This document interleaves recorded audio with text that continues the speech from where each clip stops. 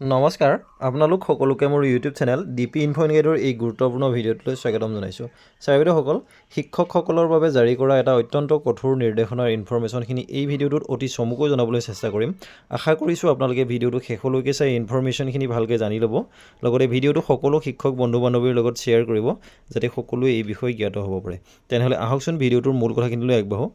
ছাৰ-বাইদেউসকল, এইখন হৈছে শিৱসাগৰ জিলাৰ DO তথা inspector of school Debajyoti Gogoi ছাৰে শিৱসাগৰ জিলাৰ অন্তৰ্গত প্ৰতিখন বিদ্যালয়ৰ প্ৰিন্সিপাল তথা হেডমাষ্টাৰসকললৈ প্ৰেৰণ কৰা এখন অত্যন্ত গুৰুত্বপূৰ্ণ চিঠি।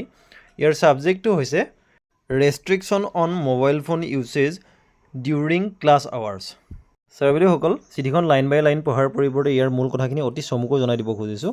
ইয়াৰ মূল কথাখিনি হৈছে যে আমাৰ শিক্ষকসকলৰ কিছু সংখ্যক শিক্ষকে শ্ৰেণীকোঠালৈ যাওঁতে মোবাইল ফোন অনাৱশ্যকীয়ভাৱে নিজৰ ব্যক্তিগত কামত ব্যৱহাৰ কৰি থকা বুলি শিক্ষা বিভাগৰ কৰ্তৃপক্ষৰ ইতিমধ্যেই দৃষ্টিগোচৰ হৈছে, আৰু সেইকাৰণেই দুটা বিশেষ নিৰ্দেশনা জাৰি কৰিছে যাতে শিক্ষকসকলে শ্ৰেণীকোঠাত তেওঁলোকৰ নিজৰ মোবাইল ফোনসমূহ নিব নোৱাৰে আৰু ব্যৱহাৰ কৰিব নোৱাৰে।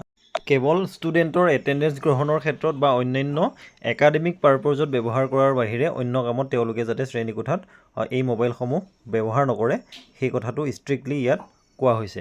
আৰু কিবা বিশেষ কাৰণত, শ্ৰেণীকোঠাৰ বিশেষ কাৰণত যদি এই মোবাইল ফোনসমূহ ক্লাছৰুম ট্ৰেনজেকশ্যনৰ ক্ষেত্ৰতে বা অন্য কিবা কাৰণত যদি ব্যৱহাৰ কৰিব লগা হয়, তেনেহ'লে বিদ্যালয়খনৰ প্ৰধানৰ পৰা অনুমতি সাপেক্ষেহে তেওঁলোকে এই মোবাইল ফোনসমূহ ব্যৱহাৰ কৰিব পাৰিব।